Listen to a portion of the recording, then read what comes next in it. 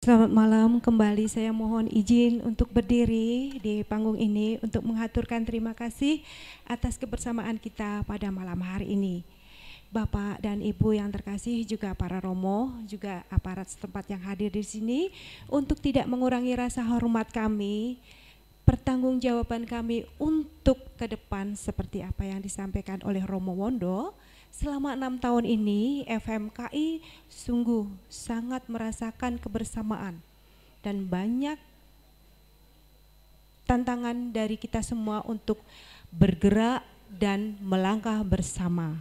Baik, 1 tahun dilantiknya kita beraudensi dengan aparat setempat, juga terlebih kepada Bupati, dan kita juga menjalin kerjasama dengan PCNU. Kita mengadakan seminar kebangsaan dengan Bapak Mahfud MD, dan juga waktu itu ada BPIP, Bapak Yudi Latif, dan juga Romo Bu Beni Susetyo. Itu juga kami lakukan. Kemudian kami juga ikut ambil bagian dalam waktu ada badai silikon banjir di Kabupaten Bantul, kami turun langsung, dan juga kami selalu mengucapkan selamat Idul Fitri beranjang sana ke saudara-saudara kami yang Muslim, dan juga kami saling bersilaturahmi dengan Muhammadiyah dan PCNU. Juga terima kasih kepada yang semua paroki yang sudah berkembang untuk keberlangsungan FMKI dan selalu mengembangkan terbentuknya relawan di Sedayu, juga luar biasa saat ini juga di Pringgolayan, dan akhirnya nanti akan terbentuk di paroki-paroki lain. Bapak dan Ibu serta para romo, saya mohon izin untuk menampilkan slide kita.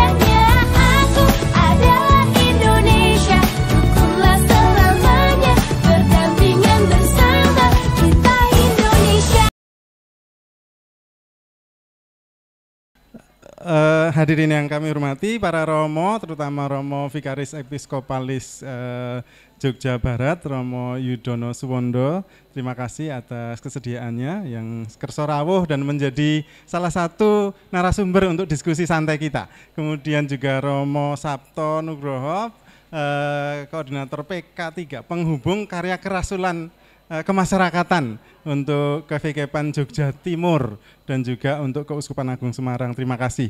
Dan saya senang sekali karena saudara saya juga sahabat saya ini Pak Sigit ini kerso mendampingi untuk diskusi kita malam hari ini yang akan mengambil topik itu jangan salah pilih. Ini penting terutama untuk kita cermati bersama karena malam hari ini kita mengingat bahwa kita seperti yang sudah disampaikan tadi oleh Romo Wondo, tahun ini adalah tahun elektoral yang agaknya menjadi tahun penting untuk bangsa dan negara kita. Ada banyak sekali isu yang beredar, ada banyak sekali berita yang tidak jelas, ada banyak sekali berita yang sangat mungkin juga memengaruhi banyak hal termasuk untuk nanti ketika di bilik pemilihan di pemilu nanti di tanggal 24 Februari di bulan Februari 2024. Nah, untuk menyingkat waktu mungkin kita semua sudah paham, jadi tidak perlu saya kenalkan lebih jauh. Romo Wondo pernah di sini begitu lama ya Romo ya, sudah cukup lama. Bapak Ibu, adik-adik OMK juga sudah sangat mengenal. Baik Romo, yang menjadi perhatian pertama ini setiap 5 tahun kita mempunyai momen yang disebut dengan pemilu. Tetapi setiap kali kok ada isu yang harus menjadi perhatian, terutama oleh gereja. Yang kali ini Keuskupan Agung Semarang menaruh perhatian yang cukup besar, terutama terkait dengan pembekalan terhadap pemilih pemula. Sehingga tajuknya jangan salah pilih. Kenapa sih mau kok mesti dipersiapkan pemilih-pemilih yang adalah umat gereja Katolik, terutama OMK-nya, terutama pemilih pemulanya. Mbok sudahlah, wong itu juga pemilu berjalan setiap 5 tahun sekali, mbok sudah biarin berjalan seperti apa adanya. Kok ndadak harus dipersiapkan, sebetulnya pentingnya apa sih mau? Mungkin dari Romo Wondo dulu, monggo Romo. Baik, terima kasih Pak Penewu, Pak Kepala Kes Bangpol, Komandan Ahmad dari Koramil, juga Bapak-Bapak semua, Bapak Ibu. Satu hal yang tadi ditanyakan Dr. Rajaban ini, soal mengapa kok pemilu setiap kali gereja juga mesti terlibat. Yang jelas adalah bahwa kegembiraan dan harapan, duka dan kecemasan masyarakat zaman ini adalah kegembiraan dan harapan, duka dan kecemasan murid-murid Kristus. Dari Gaudium et Spes artikel 1. Dan dasar itulah yang kemudian memanggil kita untuk terlibat secara aktif cawe-cawe. Karena umat Katolik adalah juga tidak bisa ditolak apapun warga negara Indonesia. Dan sebagai warga negara Indonesia yang baik, kita tentu ingin terlibat di dalam proses kehidupan berbangsa bernegara. Salah satunya adalah pemilu yang memang diamanatkan oleh undang-undang, sehingga umat Katolik tidak boleh lalai untuk ambil bagian dalam pekerjaan atau proses kehidupan berbangsa dan bernegara. Begitu Pak kira-kira.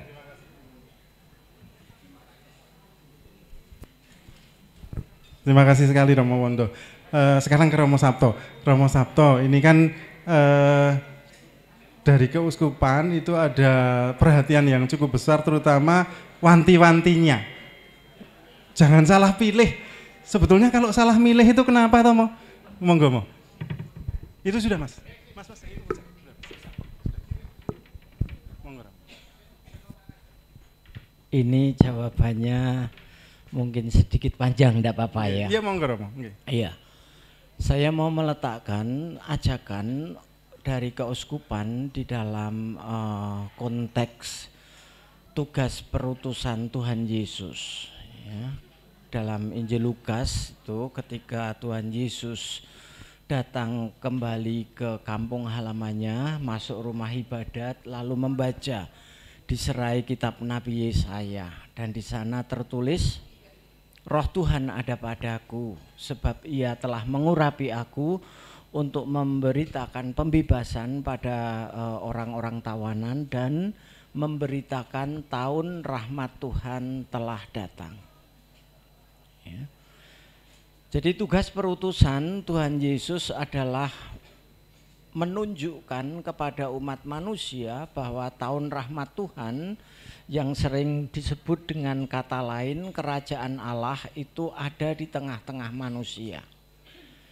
Nah, ciri dari kerajaan Allah adalah ketika martabat manusia itu benar-benar dihargai, dan ketika bonum, lalu keuskupan kita ya menyebut dengan istilah bonum comune, kebaikan kesejahteraan bersama itu terwujud. Nah, kita ambil bagian di dalam proyek itu yang lalu dirumuskan oleh Tuhan ketika Ia mengajari para murid berdoa. Ya, Bapa kami yang ada di surga, dimuliakanlah namamu, datanglah kerajaanmu, jadilah kehendakmu di atas bumi seperti di dalam surga. Maka mendatangkan kerajaan Allah, mewujudkan surga di tengah-tengah kehidupan manusia, entah apapun agamanya, entah apapun kelompoknya, tetapi supaya semua orang mengalami kehadiran Allah yang membela manusia. ya, dalam yang wujudnya tadi keuskupan kita merumuskan dalam Rikas itu dengan 3 rumusan tujuan menjadi manusia yang sejahtera, bermartabat dan beriman. Ya, rumusannya itu sama, menurut saya isinya sama.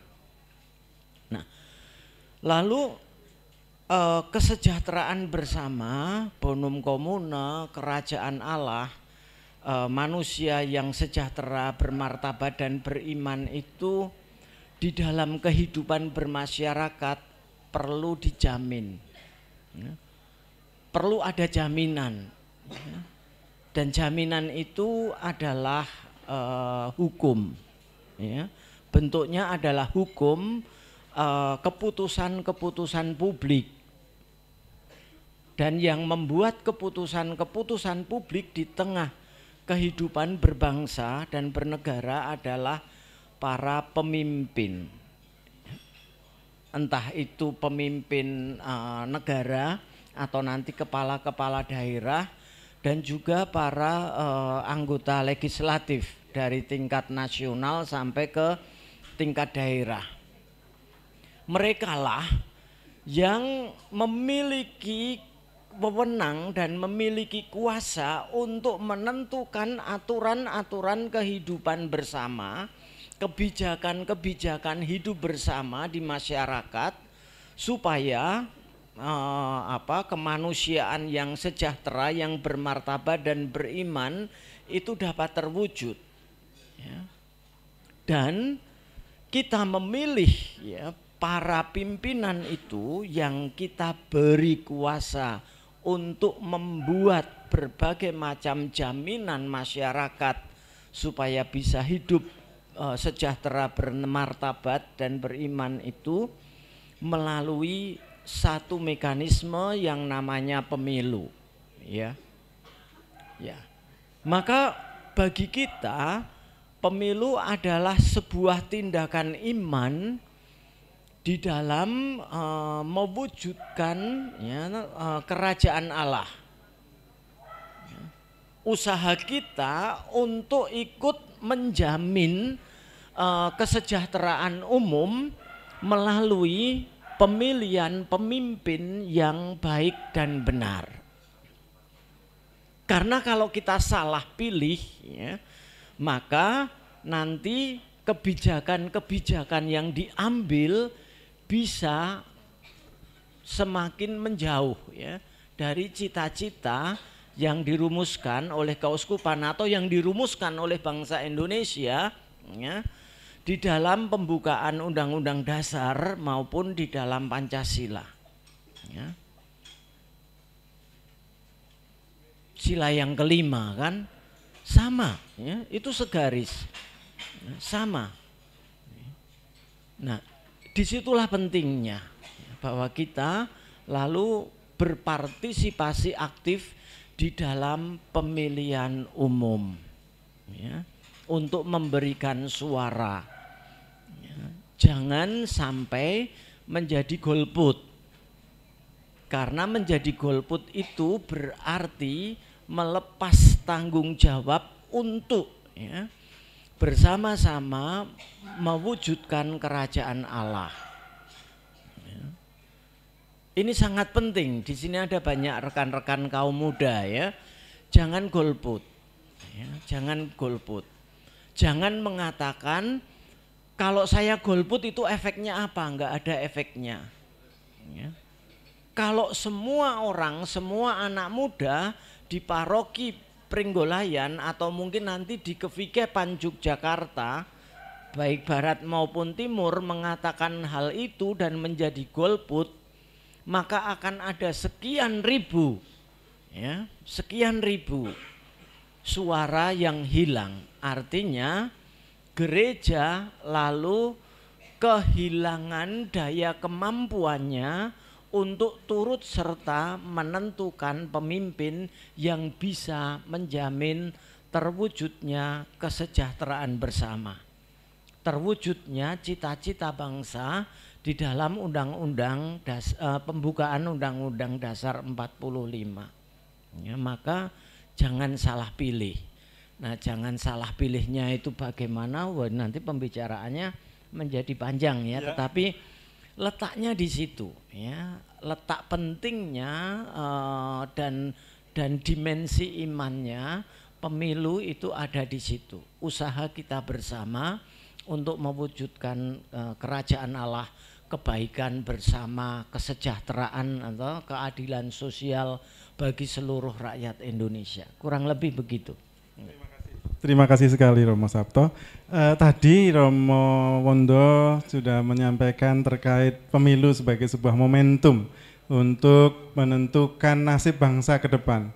Romo Wondo menyajikan sedikit norma terkait cita-cita pemilu, terutama pandangan normatif dari Gereja Katolik. Romo Sabto tadi juga sudah menyampaikan paling tidak terkait dengan spiritualitas gereja, memandang pemilu terkait juga dengan impact yang mungkin bisa berdampak luas terhadap kondisi bangsa dan negara. Ketika kita salah pilih maka dampaknya bisa luar biasa. Nah sekarang Pak Sigit ini saya kalau kita melihat dari judul itu kan jangan salah pilih. Yang namanya orang milih itu kan apalagi ada perhatian jangan salah pilih. Berarti ada yang benar ya Pak Sigit ya. Nah mestinya kalau milih yang benar itu mesti ada kriterianya ya. Sebetulnya itu kriteria yang harus diperhatikan, yang pasti ada banyak sekali ya kriteria yang luar biasa banyaknya untuk seorang calon pemimpin bangsa, baik itu sebagai presiden, wakil presiden maupun juga sebagai anggota legislatif. Nah, harus dirinci dan diberi prioritas, kira-kira kalau menyebut 5 itu kriteria yang wajib diperhatikan untuk calon pemilih itu kira-kira kriteria yang lebih operasional yang kayak seperti apa? Monggo Pak Sigit. Terima kasih. Ya, sebelum ke sana ya Pak Rajabar, saya ingin menggarisbawahi yang disampaikan Romo Sabto tadi bahwa arah keterlibatan gereja di dalam pemilu itu adalah kita ingin ikut menentukan kebijakan-kebijakan publik yang dihasilkan melalui proses demokrasi. Kebijakan-kebijakan publik, aturan main hidup bersama itu kan ditentukan oleh pemerintah dan DPR ya. Dan kita berkepentingan untuk itu. Apa arah kebijakan yang ingin kita raih? Yang pertama adalah kebijakan yang memperjuangkan kesejahteraan bersama seperti yang disampaikan oleh Romo Sabto. Kemudian yang kedua kebijakan yang menghargai martabat manusia. Yang ketiga kebijakan yang menghargai prinsip-prinsip solidaritas. Ada pemihakan pada warga negara yang lemah, miskin, yang memang sungguh-sungguh harus dibantu demi martabat mereka ya. Kemudian soal subsidiaritas. Nah dalam rangka ke sana maka ketika memilih tentu ada pertimbangan-pertimbangan yang dilakukan ya. Yang pertama kita harus mengenali rekam jejak partai dan calon. Ya. Jadi jangan sampai memilih karena diberi uang 100.000 gitu ya. Dapat 100.000 menyesalnya 5 tahun nanti. Karena kemudian calon yang kita pilih karena sudah merasa sudah memberi 100.000 lalu merasa bahwa sudah selesai tanggung jawab saya dengan pemilih gitu ya. Memilih karena memang mengenali betul rekam jejak partainya, rekam jejak calon yang bersangkutan. Tadi dengan 4 kriteria tadi, apakah partai dan calon itu sungguh-sungguh memperjuangkan kepentingan bersama, bukan kepentingan kelompok. Apakah partai dan calon itu rekam jejaknya sungguh-sungguh menghargai martabat manusia, dalam bahasa yang lebih umum disebut dengan hak asasi manusia ya, soal toleransi, soal menghargai perempuan, melindungi minoritas, melindungi anak, itu kan kaitannya dengan martabat manusia. Apakah partai dan calon itu sungguh-sungguh memang di dalam perjuangannya itu rekam jejaknya sungguh-sungguh memberi perhatian pada mereka yang lemah, mereka yang memang harus dibantu. Nah, dengan pengenalan itu saya kira kita mantap menjatuhkan pilihan. Bagaimana kalau kita tidak mengenal, karena kertas suaranya itu kan partainya banyak, calonnya banyak ya. Kalau kita tidak bisa mengenali secara pribadi, kenali bersama-sama dalam kelompok basis lingkungan misalnya. Sesekali setelah rosario misalnya ada boleh toh diskusi bersama-sama mempelajari hidup bernegara dan bermasyarakat sesuai tanggung jawab warga negara gitu ya. Kenali dalam kelompok basis.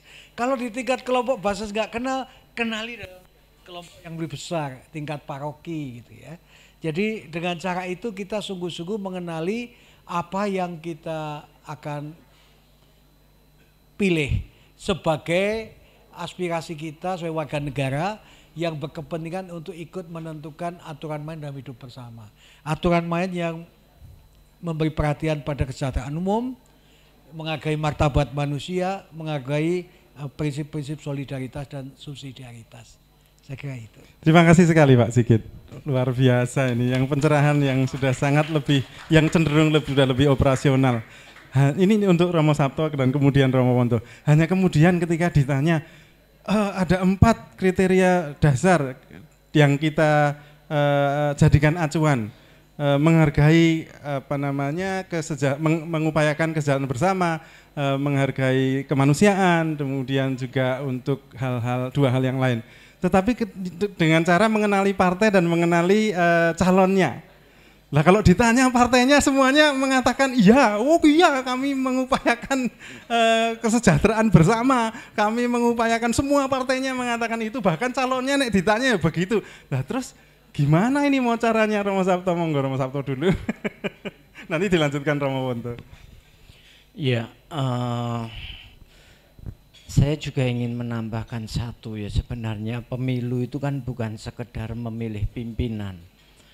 Pemilu menurut saya ya, mungkin nanti kalau saya salah dibetulkan karena Pak Sigit dalam hal ini lebih ahli ya.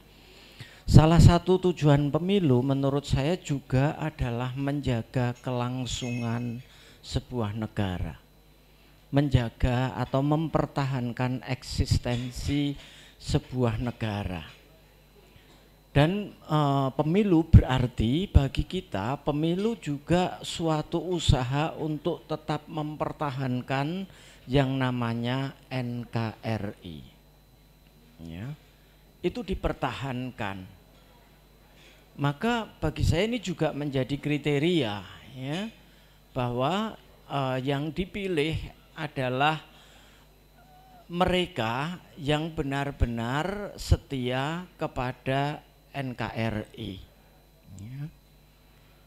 Atau juga mereka yang berafiliasi, artinya kalau istilahnya itu partai-partai itu koalisi lah. Koalisinya juga dengan partai-partai yang memang secara setia mempertahankan NKRI. Karena apa? Pemilu itu bukan sekedar memilih person ya. Bukan sekedar memilih person. Karena politik itu bukan personal. Politik itu bersifat relasional dan transaksional. Itu yang juga harus kita sadari.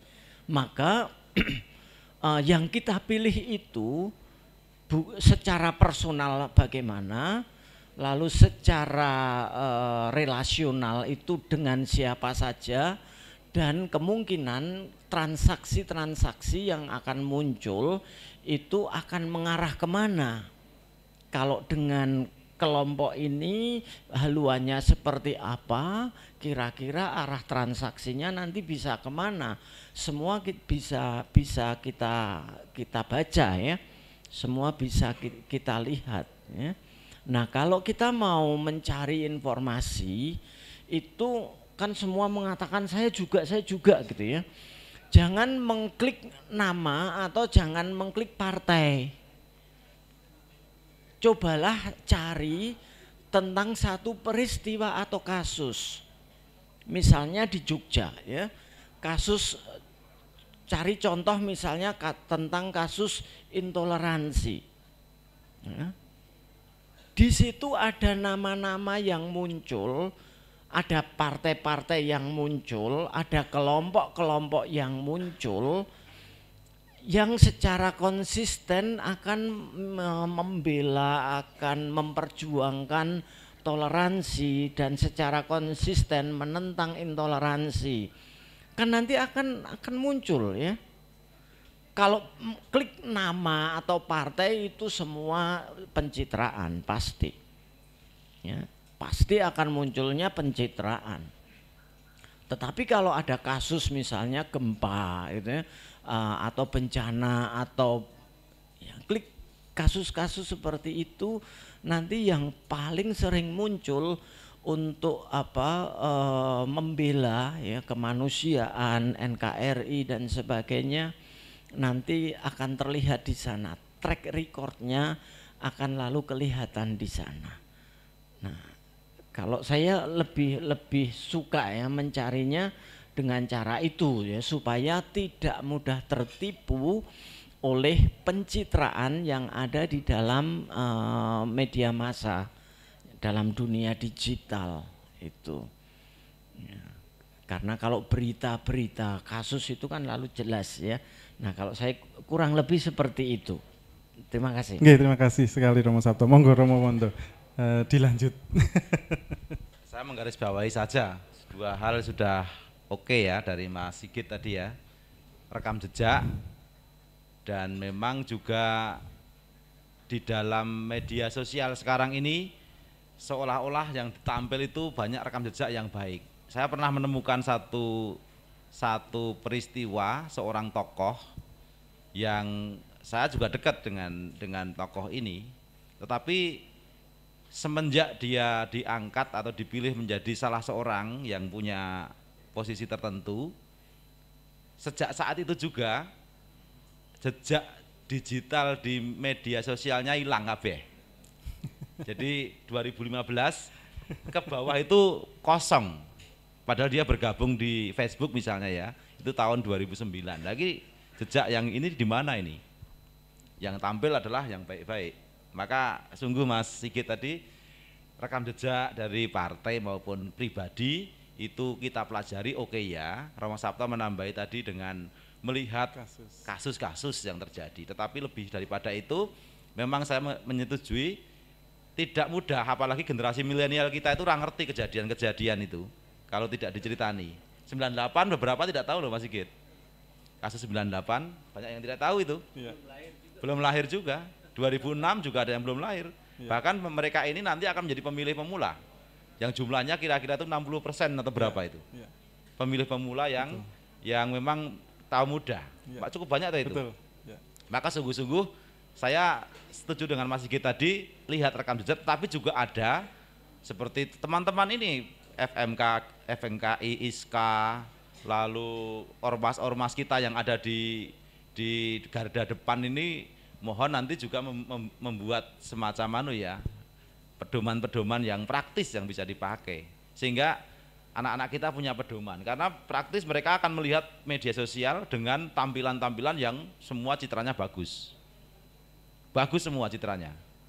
Nah, ketika kita rada mendalam sidik melihat orang-orang ini, apalagi dunia digital teman-teman muda sangat menguasai, pasti nanti akan ketemu. Jangan lupa seperti Mas Sigit katakan tadi, saya setuju, ada kelompok, entah kelompok tertentu kecil, agak besar dan sebagainya, supaya ada pandangan yang memang bisa meluruskan itu. Saya kira itu taktis itu Romo. Dua hal tadi Mas Sigit dan Romo saya kira membuat garis bawah yang sangat bagus. Terima kasih. Terima kasih sekali Romo Wondo. Memang saya kira ini sangat menarik karena tadi Pak Sigit juga sudah menyampaikan ada gerakan konkret yang bisa dilakukan oleh orang muda dan pemilih pemula terutama, yaitu dengan nggak ngerti partai ini kepiye, calonnya kepiye, ya diskusi. Ya dalam kelompok-kelompok kecil, dalam kelompok yang lebih besar dan seterusnya. Kemudian lihat rekam jejak. Masalahnya tadi ketika melihat rekam jejak satu, rekam jejaknya ternyata udah dihilangi yang dulu. Kemudian yang kedua, generasi milenial kita ini kan menurut saya cukup pemaaf atau permisif. Sehingga kalaupun tahu ada kasus 98 misalnya, baca di situ jejaknya sudah sangat jelas kayak apa. Bahkan kalau dilihat, saya berharap ada kriteria misalnya integritas seseorang calon pemimpin misalnya, kelihatan sekali di sana. Tetapi generasi milenial itu kayaknya kok nggak peduli-peduli amat dengan sejarah gitu loh.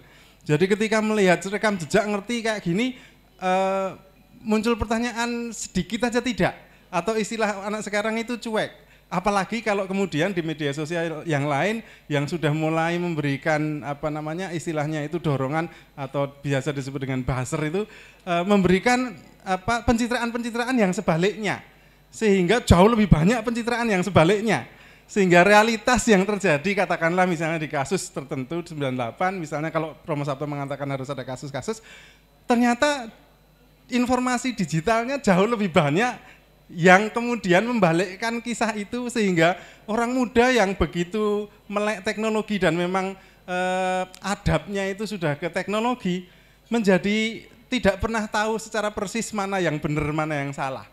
Ini seringkali justru sedikit mengacaukan, karena menurut kami jangan salah pilih itu juga termasuk ketika orang muda itu mendapatkan mendapatkan paparan dari media digital yang kemudian tidak sejalan dengan realitas sejarah.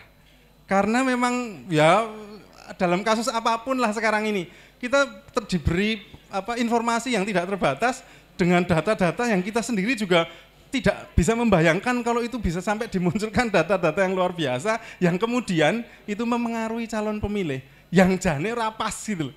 Nah, kasus seperti ini piye Pak Sigit? Monggo Pak Sigit. Matur nuwun. Anak muda ini kan generasi yang sama sekali beda dengan generasi kita, betul, ya. Betul. Dalam banyak hal lah. Maka saya kira harus ada cara-cara yang memang khas anak muda. Arti penting pemilu ini untuk anak muda itu tidak hanya sekedar memilih, tetapi juga saya kira Romo Sabto dengan tim itu menggunakan momentum pemilu itu sebagai momentum untuk menyelenggarakan program-program pendidikan politik, terutama juga untuk anak-anak muda itu. Dengan cara-cara anak muda, saya kira Romo Sabto, saya kira banyak sekali program-program yang menyasar anak muda dengan media sosial, ya, dengan cara-cara komunikasi sosial yang memang anak muda banget gitu. Memang yang harus dibangun tidak bisa langsung memilih saja cerdas, tetapi mungkin pada tiap tahap awal itu menggunakan medsos untuk membangun kesadaran politik bahwa mereka juga punya tanggung jawab untuk masa depan bangsa negara ini. Bahwa gereja sebagai bagian dari masyarakat harus ikut bertanggung jawab di dalam menentukan masa depan perjalanan bangsa dan negara ini. Ya. Kalau tidak peduli, apatis, cuek, itu artinya kita menitipkan pada orang lain nasib kita sebagai bagian dari warga negara itu. Dan itu dibangun melalui cara anak muda yang barangkali model-model media sosial jauh lebih pas dibandingkan dengan model-model dialog seperti ini ya. Walaupun bisa juga diorganisir dengan model-model dialog seperti ini. Nah, saya kira tahapannya memang harus melalui itu. Tidak bisa langsung, tidak peduli tiba-tiba diajak mengenai rekam jejak gitu. Apalagi kemudian kalau kita bicara soal era informasi sekarang itu, melalui media digital itu kan sungguh-sungguh dibanjiri dengan berbagai macam informasi yang kadang-kadang kita juga tidak bisa memilah secara baik informasi itu benar atau tidak. Informasi itu punya tendensi seperti apa dan segala macam. Nah, bagian dari pendidikan politik yang disampaikan pada teman-teman muda itu termasuk program-program literasi digital. Artinya media itu tidak bebas kepentingan. Kalau kami dulu zaman mahasiswa diajari oleh senior-senior Pak Wianjono dan segala macam itu, ada buku-buku kecil di Wisma Mahasiswa itu mengajarkan pada kami media itu tidak pernah bebas kepentingan, maka harus dikenali siapa pemilik modalnya, siapa pengelolanya dan segala macam. Demikian juga dengan medsos, kalau kita sekarang itu hidup dalam dunia medsos, beberapa media sosial yang dikelola itu kan memang tidak bebas kepentingan ya. Kalau itu kaitannya dengan pemilu dan kepentingan politik, tapi juga untuk kepentingan bisnis dan segala macam. Media disebarluaskan karena ada kepentingan-kepentingan pengelolanya. Nah, program-program literasi digital seperti itu baik juga masuk di dalam program pendidikan politik di tahap-tahap awal. Kita masih punya waktu berapa bulan ini Romo ya. Sebelum nanti akhirnya timnya Romo Sabto ini yang sangat solid gitu ya. Jogja Barat, Jogja Timur itu pada waktunya kan akan membantu bagaimana mempertimbangkan secara rasional memilih partai dan memilih calon itu. Nah untuk anak muda barangkali harus didahului dengan proses program-program pendidikan politik, literasi digital supaya kemudian tidak cuek-cuek gitu ya. Nah kalau melihat dunia anak muda ini sekarang, kalau misalnya saya kebetulan punya anak yang masih di mahasiswa ya, aktif di KMK dan agak prihatin tapi juga agak ketawa kalau mendengar diskusi-diskusi mereka. Keluarga mahasiswa Katolik di salah satu fakultas di Gajah Mada mengorganisir seminar. Seminarnya tentang saham kan. Dunia anak muda banget lah sekarang itu kan. Jadi kalau sekolah-sekolah sekarang itu oleh kementerian dalam kurikulum muatan lokalnya itu diajarkan gerakan menabung gitu. Menabung bagi anak-anak muda perkotaan termasuk di Penggolayan itu bukan menabung di bank tapi investasi gitu ya. Nah yang memang harus dibangun kemudian bahwa kalaupun masuk melalui pintu seperti itu, investasi, saham dan segala macam itu tidak akan pernah terbebas dari proses politik. Nah dari situ kemudian diajak masuk pada pada diskusi-diskusi mengenai politik. Jadi barangkali yang harus dilakukan adalah masuk melalui pintu anak-anak muda, tapi keluar dengan tujuan seperti yang digagas oleh Romo Sabto dan timnya itu, kayak itu melalui media sosial termasuk antara lain itu. Itu. Terima kasih sekali Pak Sigit. Saya juga tertarik ini kalau seandainya ada gagasan terkait dengan literasi politik, terutama yang memerhatikan karakter generasi sekarang, terutama pemilih-pemilih pemula yang menurut catatan itu masuk kategori Z. Tapi kalau dilihat dari karakter Gen Z-nya itu, satu terkait dengan kecenderungan mereka itu durasi untuk mengeklik salah satu media sosial itu tidak lebih dari 3 sampai 8 detik. Itu yang pertama. Kemudian yang kedua, topik-topik yang menjadi perhatian anak-anak Gen Z itu tidak lain adalah entertainment. Jadi kalau soal ngomongkan politik, belas mesti nggak akan dilihat. Itu yang kedua. Kemudian yang ketiga, karakter anak Gen Z itu cenderung untuk melihat yang instan itu lebih mudah untuk dicerna dibandingkan yang serius-serius, yang ya kalau ini terkait misalnya literasi yang politis, kemudian yang spiritualis, kemudian yang istilahnya itu lebih normatif, mereka kok belas nggak tertarik itu loh. Nah ini kendala yang luar biasa karena ini realitas di dalam masyarakat, apalagi kalau dilihat realitas calon pemilih pemulanya itu 40 sampai 50%. Nah ini Romo Sabto ini gimana ini nanti kalau harus merumuskan dari FMK ini harus merumuskan yang sesuai dengan karakter generasi Gen Z-nya itu piye mo gitu mo. Iya. Yang pertama saya mengingatkan anak-anak muda dan juga kita semua yang mau tidak mau akhirnya juga menjadi akrab ya dengan media sosial. Dengan ini lalu memakai istilah sosiologis ini, dengan satu kecenderungan atau satu pola pikir yang sekarang ini disebut dengan istilah post-truth. Ya. Artinya apa? Ketika pemikiran kita tentang benar atau salah itu dipengaruhi oleh banyaknya orang yang berkata tentang hal yang sama. Ya. Jadi kalau di medsos itu semakin banyak yang subscribe, yang like gitu ya, maka kita menganggap bahwa yang dikatakan itu benar. atau yang disampaikan pesannya itu menjadi benar. Karena banyak yang like, banyak yang subscribe, banyak viewernya ya. Sehingga kita tidak menilai lagi esensi ya apa yang dikatakan, tetapi kita sudah terbawa oleh banyaknya viewer, banyaknya yang memberi jempol atau banyaknya yang subscribe. Nah, kita kehilangan kemampuan daya kritis kita untuk menilai esensinya. Nah, ini sesuatu yang juga harus diwaspadai ya oleh anak-anak muda yang tadi berkaitan dengan berbagai macam pencitraan itu.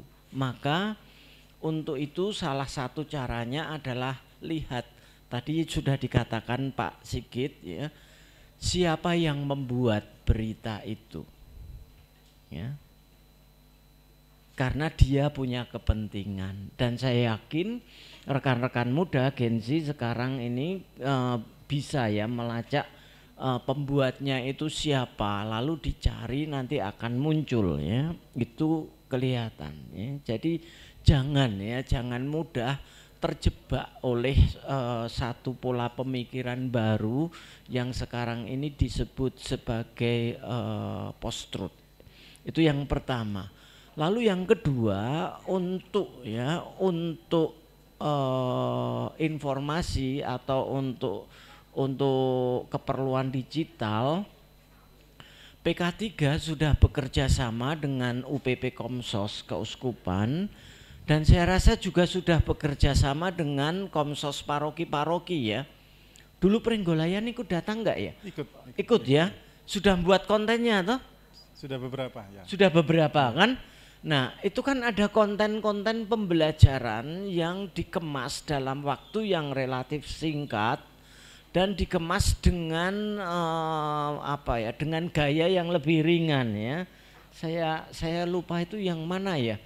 Yang ketika itu mau ke Mbah Dukun itu loh. Mbah Dukun ya, datang ke Mbah Dukun gawa foto Mbah Dukun, tolong saya didekatkan dengan anak ini ya. Tapi ternyata Mbah Dukunnya itu malah bertanya, aku ki mah nyoblos ning pindah ya, tempat coblosan ki carane piye lah. Malah dengan cara-cara yang ringan seperti itu harapannya nanti bisa menyapa rekan-rekan kaum muda dengan lebih rileks di dalam proses pembelajaran ya tentang politik dan tentang pemilu. Sudah ada banyak ya, moga-moga teman-teman Komsos yang sekarang kan ada di dalam grup ya. Nah, ada dalam grup berarti yang di-upload oleh paroki lain pun teman-teman Komsos di sini kan juga mendapat. Maka sebarluaskan itu ya. Ke siapapun, sebarluaskan itu. Jangan hanya dilihat sendiri. Nah, itu cara PK3 bersama dengan Komsos untuk menyampaikan ya berbagai macam pembelajaran politik dan pemilu dengan cara-cara yang lebih ringan. Kurang lebih seperti itu. Ya, terima kasih sekali. Ini waktunya ada tinggal 12 menit kesempatan untuk yang hadir. Ini ada ibu-ibu PIP, ada dari OMK, ada dari teman-teman Komsos. Ada waktu, silahkan untuk mencoba menanyakan kepada para pembicara. Monggo Pak. Boleh, Mas Mbak minta tolong Mbak Tati untuk menyampaikan mikrofonnya. Ya. Okay. Nanti ada yang bertanya nanti akan bisa memilih satu buku di sini, Bapak. Wah, ada bonusnya ini, ada siap, monggo Pak. Terima kasih. Ditujukan ke? Nanti ke Romo Vikep, Romo Wondo. Begini Romo.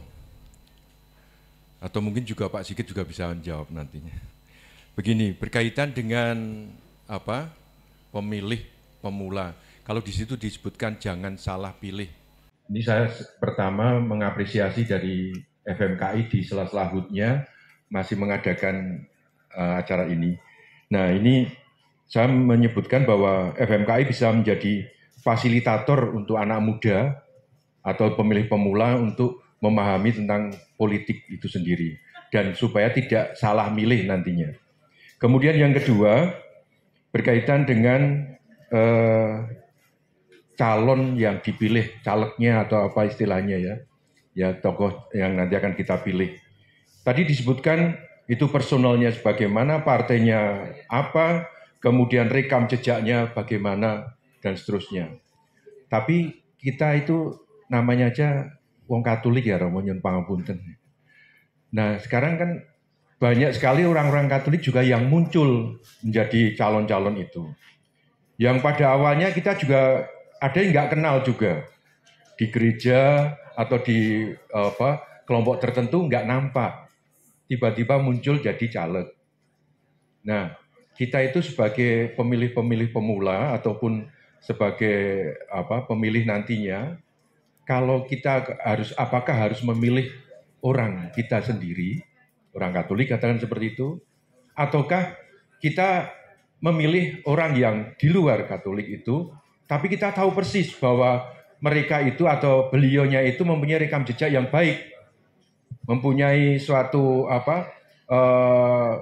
yang memberikan sesuatu yang terbaik untuk masyarakat secara luas.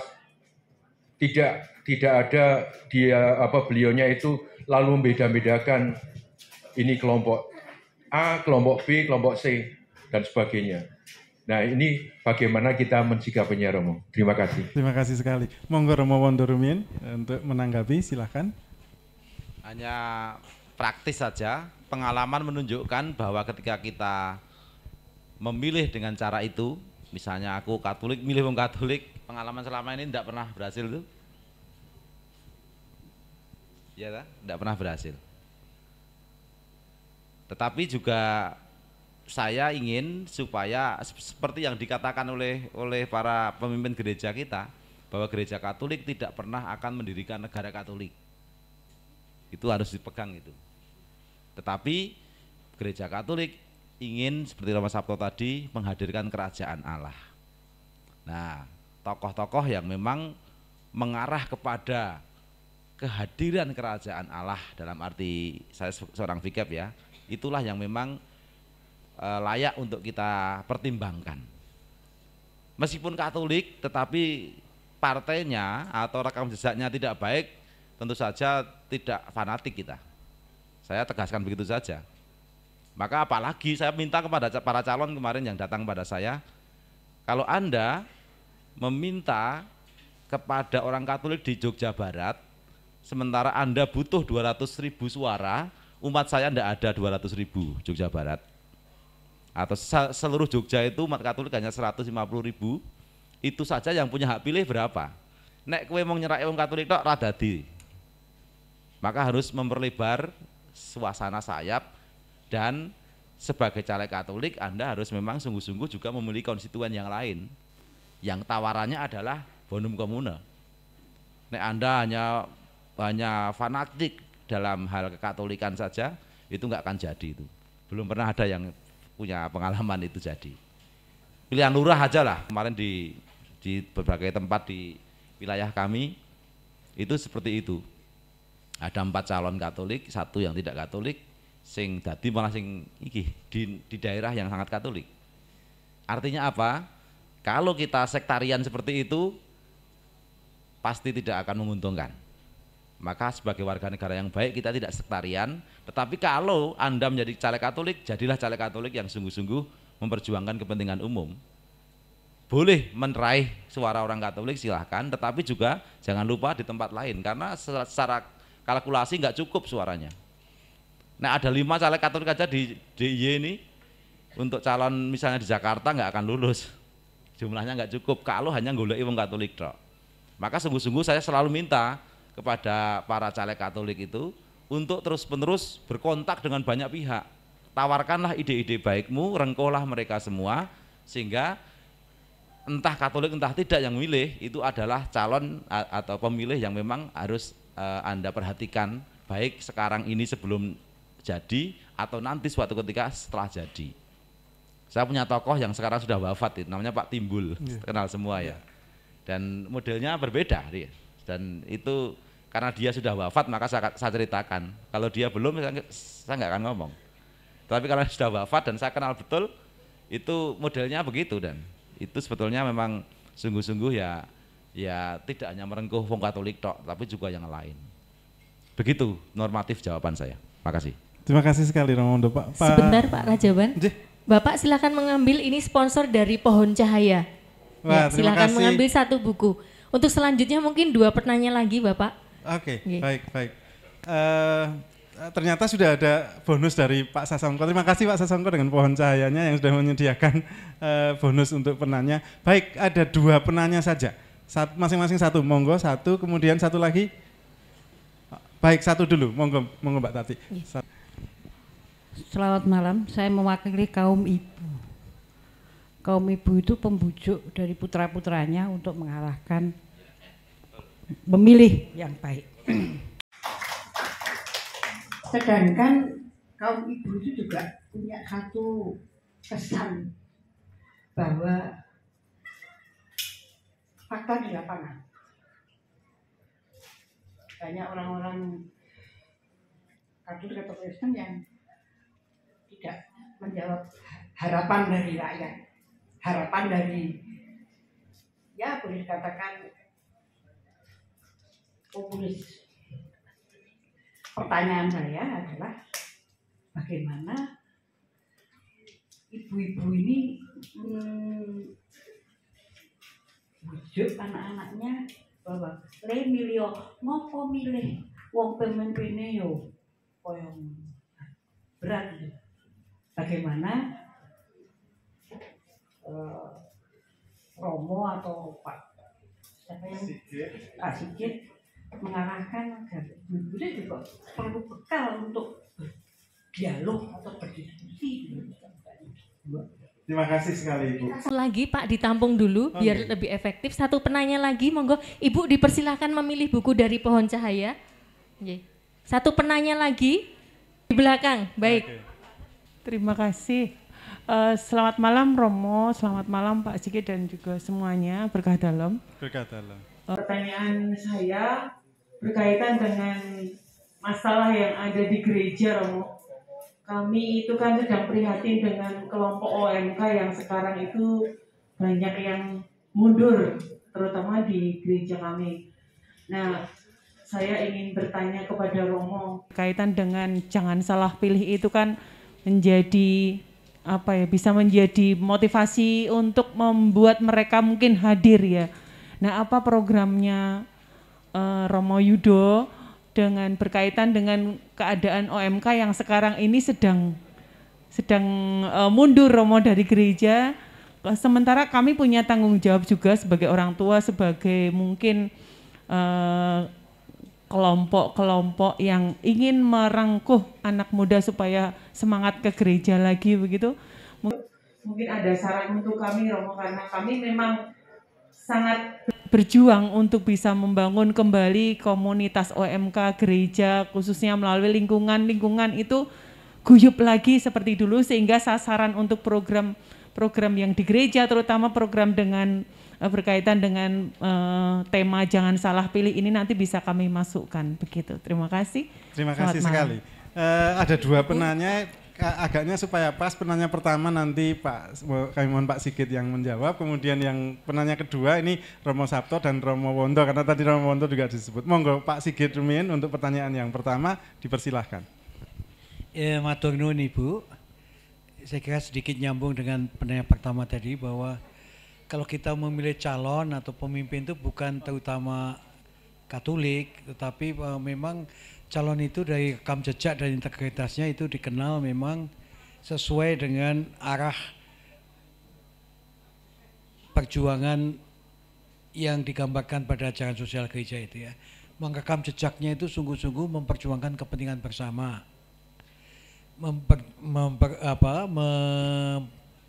memperjuangkan kemanusiaan, menghormati martabat manusia, lalu memperjuangkan prinsip-prinsip solidaritas dan subsidiaritas dalam kebijakan-kebijakan publik. Kalau kebetulan ya ada calon Katolik yang memang memenuhi kualifikasi itu, ya itu kita pilih gitu ya. Tetapi memang harus diingatkan bahwa Romo Wondo tadi saya kira sangat rasional, bahwa kalau hanya menggantungkan pada basis pemilih Katolik untuk satu daerah pemilihan, terutama pada level yang butuh suara besar, DPD, DPR RI, itu memang hampir mustahil kalau hanya mengandalkan itu. Lalu yang kedua Ibu, mengenai klaim toh yang dipimpin itu semuanya ada negatifnya kayak gitu. Memang saya mengutip pendapat Romo Magnus Suseno ya, dalam yang akan kita lakukan ini kan tidak untuk memilih calon uskup. Kalau calon uskup harus yang sempurna. Yang mau kita pilih ini kan pemimpin negara, pemimpin daerah. Kalau tidak ada yang sangat bagus, maka yang kita pakai prinsip minus malum. Kita cari yang kejelekannya lebih sedikit dibandingkan dengan yang lain dalam rangka mencegah kerusakan yang lebih parah. Gitu. Kalau memang nggak ada yang sempurna, ya kita pilih yang ya sama-sama ada negatifnya, tapi kita pilih yang lebih sedikit negatifnya supaya tidak terjadi kerusakan yang lebih besar kalau nanti kemudian dia jadi pemimpin. Saya kira itu salah satu pertimbangan. Sebab kalau memilih yang sempurna gitu ya, yang tidak ada kelemahan terutama dikaitkan dengan rekam jejak masa lalu, mungkin nggak ada yang seperti itu ya. Calon-calon romo lah tadi diumumkan dalam misa itu, hal-hal yang terkait dengan sifat karakter calon yang akan ditahbiskan, bisa sampaikan itu mungkin harus lebih sempurna gitu. Tapi kalau milih anggota dewan, milih calon bupati, milih calon presiden, kalau kita tidak bisa menemukan calon-calon yang memang tidak punya kelemahan, ya kita pilih tadi minus malum yang kelemahannya lebih sedikit dibandingkan yang lain supaya kemudian kalau menjabat tidak menimbulkan kerusakan yang lebih besar. Saya kira itu Bu, prinsip minus malum yang saya kira disampaikan oleh Romo Magnus Suseno untuk memberikan pertimbangan-pertimbangan ketika menjatuhkan pilihan politik. Saya kira itu. Terima kasih sekali Pak Sigit. Untuk pertanyaan kedua monggo Romo Sabto. Mungkin juga mengulang yang pertama boleh ya? Iya monggo. Apakah kalau kita sudah memilih pemimpin, entah itu presiden atau gubernur atau bupati, lalu memilih DPR, entah tingkat pusat maupun daerah, lalu permasalahan korupsi akan selesai? Tidak ada yang bisa menjamin toh. Maka seperti tadi yang dikatakan Pak Sigit, kita bukan memilih orang yang sempurna, karena seperti yang tadi saya katakan, pemilu itu juga berkepentingan untuk menjaga eksistensi negara. Ya. Sekurang-kurangnya kita memilih orang-orang yang setia menjaga NKRI. Ya. Jangan sampai kita memilih pemimpin-pemimpin yang nanti akan menghapuskan NKRI. Dimanapun, di negara manapun, pemilu itu tidak bisa menghapuskan korupsi. Mau pemilu berapa kali pun tidak akan pernah, ya, karena tujuannya bukan untuk itu, ya, tetapi untuk menjaga eksistensi negara.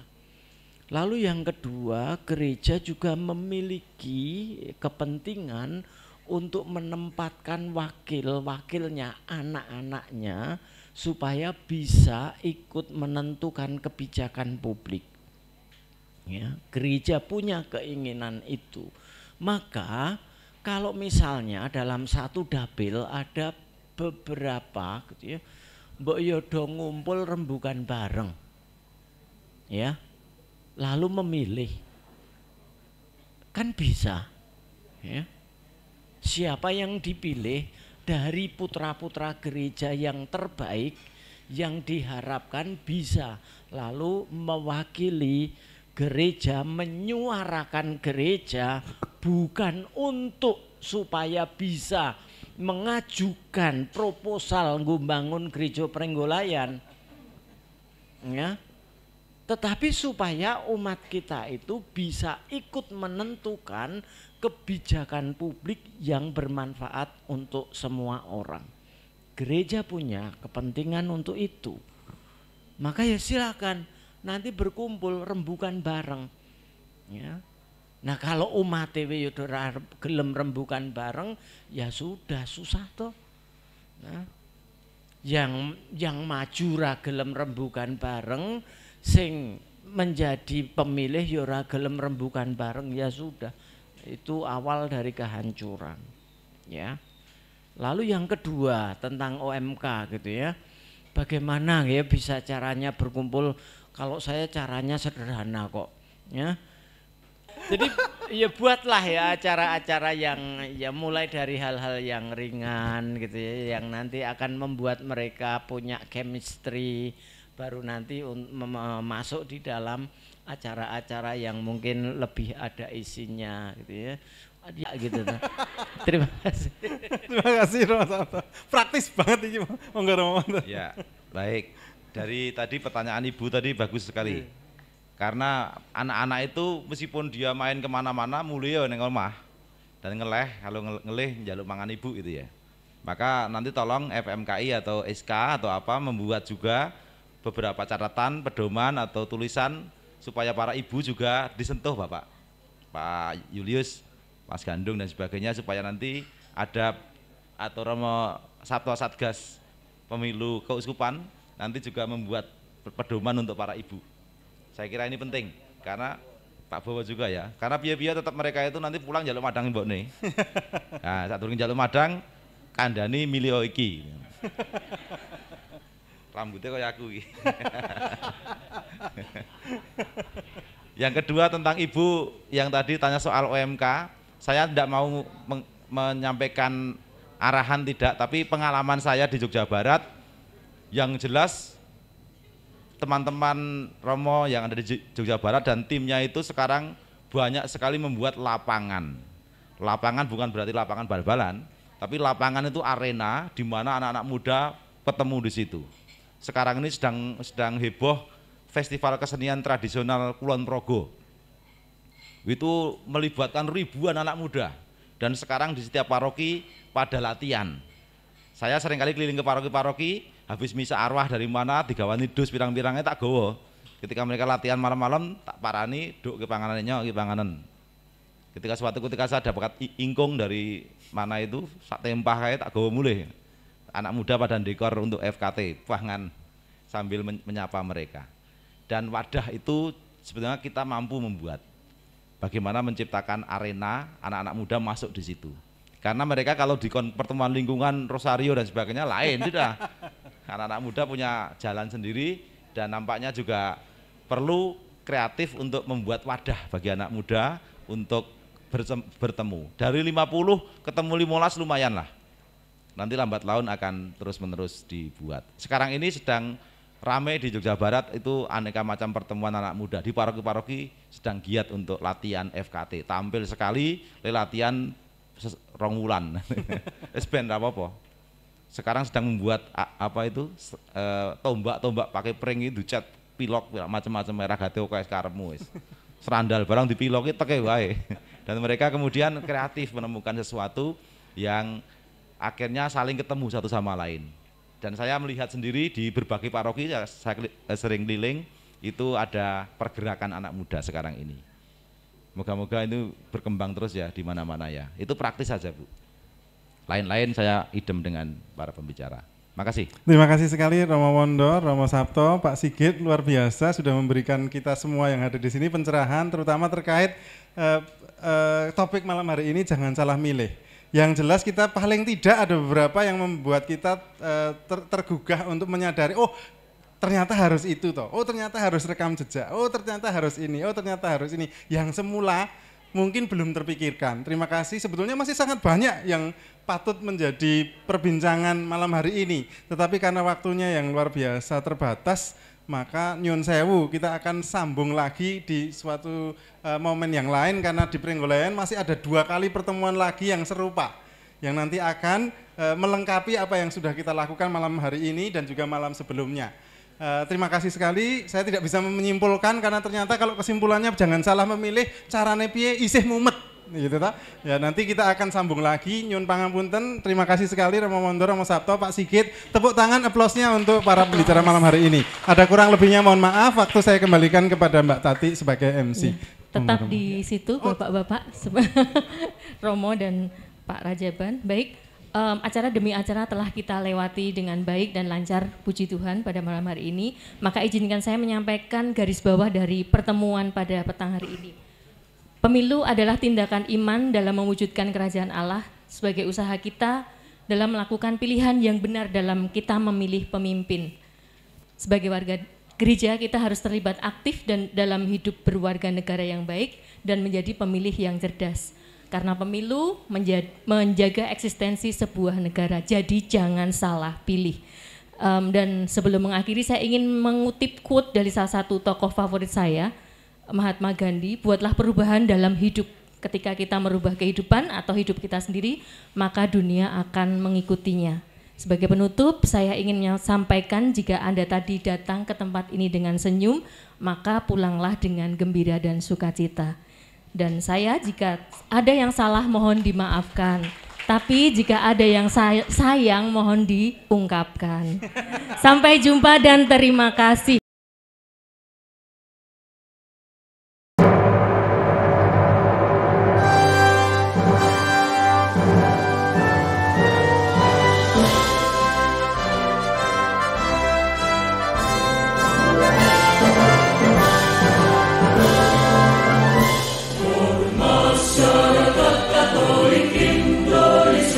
Rumah